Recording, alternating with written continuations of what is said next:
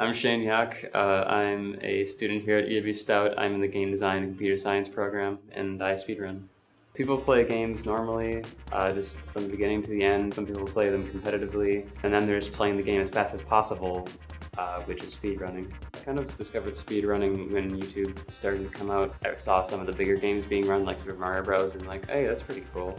People speedrun all kinds of games. Pretty much anything you can think of, someone's done a speedrun of it. A lot of games have randomness in it where things become unpredictable, and speedrunners are not a fan of that because we like predictable things. We like to be able to plan around whatever happens in the game, and when it's random, you can't predict that kind of stuff. I speedrun Portal. One of the reasons I play Portal and why a lot of the other people play Portal is that there isn't a lot of randomness in the gameplay.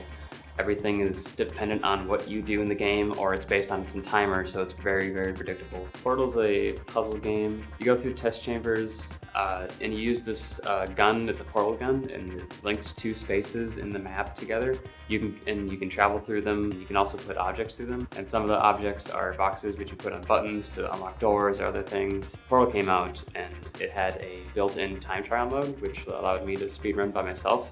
And that's when I also started going on YouTube more to see speedrunners play the game, because there was a lot of really cool things that they were doing with the game that was really cool, and I wanted to do it too. So a lot of speedrunning in general is just involves playing a game, but just playing it as fast as you can with the normal mechanics, because the game itself is fun regardless, and to do it fast, it gives a new angle to playing a game. There's also the aspect of competition and trying to compete with other people to get the fastest time.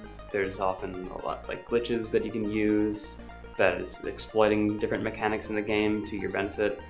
In Portal, there's a lot of that. There's a lot of glitches involved. There's definitely some stigma against glitches in some communities, but that's definitely died down because a lot of times glitches are a lot of fun to watch, and they're fun for the audience, and that's a lot of what speedrunning is. It's for the audience. A lot of speedrunners stream what they're doing. This event actually that runs twice a year, it's called Games Done Quick.